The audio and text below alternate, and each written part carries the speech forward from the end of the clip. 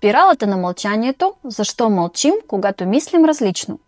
Представете си, че сте в стая, пълна с хора, които говорят за важна тема – политика, климат, бъдещето на технологиите. Всички кимат знак на съгласие с едно и също мнение, а вие мислите различно. Ще го кажете ли на глас или ще предпочетете да замълчите? Днес ще говорим за феномен, който се нарича спиралата на мълчанието. Това е не само социологическа теория, а и реалност, която определя какво казваме и какво премълчаваме. Какво е спиралата на мълчанието? Накратко, спиралата на мълчанието е склонността на хората да не изразяват публично собственото си мнение, когато то се различава от преобладаващото мнение на околните. Причината? Най-често страхът. Страхът от осъждане, от подигравки, от това да бъдеш изолиран. Резултатът? Повечето хора мълчат. Публичното пространство се запълва от мнения на активното мнозинство и така се създава илюзия за единодушие. Това е част от по-широк феномен, познат като ефекта на присъединяване към мнозинството. Когато хората виждат, че една гледна точка доминира, те са по-склонни да я подкрепят или поне да не й се противопоставят. Историята. Терминът спирала на мълчанието е въведен през 70-те години от германската социоложка и политоложка Елизабет Ноел Нойман. Всичко започва след парламентарните избори в Западната Германия през 60-те. Две партии се борят за победа – ХДС – християн-демократи и СДПГ – социал-демократи. Социологическите проучвания показват почти равни позиции, но активистите на ХДС са изключително активни, често присъстват в медиите и сред хората. Това създава впечатление, че те са много по-популярни. В деня на изборите някои колебаещи се избиратели, включително симпатизанти на социал-демократите, гласуват за ХДС, защото вярват, че това е победителя. Един дребен, но показателен епизод оставя траен отпечатък върху Ноел Нойман. Тя вижда своя студентка с значка на ХДС, знаейки, че момичето всъщност не подкрепя тази партия. Оказва се, че студентката провежда експеримент. Иска да усети какво е да поддържаш публично непопулярна позиция. Вечерта тя вече е свалила значката. Причината?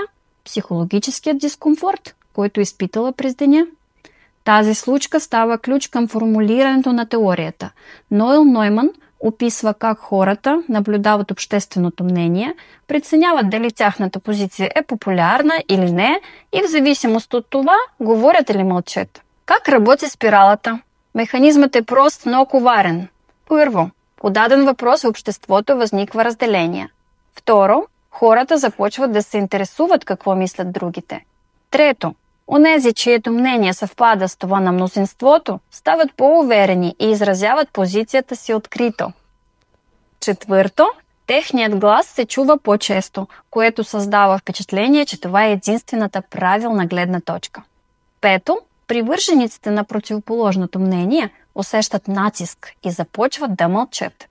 Така с времето противоречивите гледни точки изчезват от публичното пространство.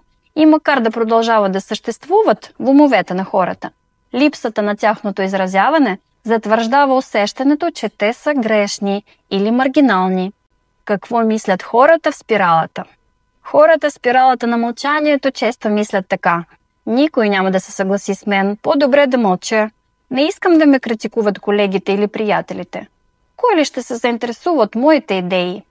Няма смисъл да споря с мнозинството. Тези мисли понякога пазят от конфликти, но имат висока цена – липса на свободен обмен на идеи и блокиране на иновации. Причините.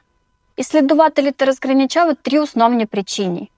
Първи – страх от изолация. Хората се страхуват да не бъдат отхвърлени, да не загубят социалните си връзки.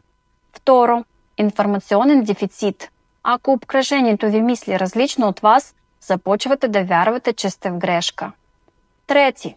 Културни особености в някои общества е прието да говорят само най-авторитетните хора, а останалите мълчат. В основата стои древния човешки страх – да не останеш сам. Спиралата и погрешните социологически изследвания. Тук идва един важен момент, за който рядко се говори открито. Спиралата на мълчанието може да изкриви резултатите от социологическите проучвания, особено в периоди на силна поляризация или радикализация на обществото. Защо? Представете си, че социолог ви пита за позицията ви по спорен политически въпрос. Ако усещате, че вашето мнение е опасно или непопулярно, вероятно ще премълчите или ще дадете по-безопасен, социално одобрен отговор. Това води до ефекта на фалшивото мнозинство. Медиите съобщават, че една позиция доминира, защото така показват анкетите, но реалността може да е съвсем различна. Когато обществото е вече напрегнато или разделено, този механизъм се усилва. Хора с по-радикални или нестандартни възгледи спират да споделят открито, което кара социологическите изследвания да подценяват тяхното присъствие. Резултатът – изненадващи избори, неочаквани протести, социални взривове, всички казват: как е възможно? Никой не го очакваше. А истината е, че сигналите са били там, просто потиснати от мълчанието. Ето защо спиралата на мълчанието не е само личен проблем, а е сериозен риск за правилно разбиране на обществените нагласи, влиянието върху личността и обществото. За отделния човек мълчанието често носи вътрешен конфликт. От една страна избягваш спорове, от друга чувстваш, че предаваш себе си. Това води до стрес, ниска самооценка и тревожност. За обществото ефектът е двоен. Позитивно, спиралата може да обедини хората около обща позиция, да намали конфликтите, но негативите са по-сериозни. Тя спира новите идеи, поддържа остарели вярвания и прави промяната трудна. Как да излезем от спиралата? Лесно е да се каже: просто говори. Но излизането от спиралата на мълчанието изисква смелост и стратегия. Говорете, когато има шанс думите ви да бъдат чути и да донесат полза. Уважавайте чуждото мнение, но стойте зад своето.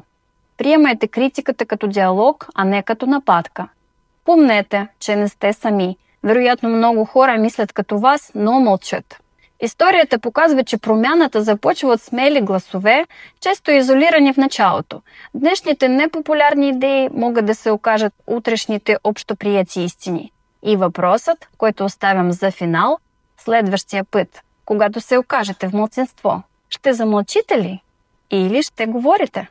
Хареса ли ви видеото? Абонирайте се, натиснете звънчето и го споделете с приятели. Ако не ви е харесало, кажете защо, за да ставаме по-добри.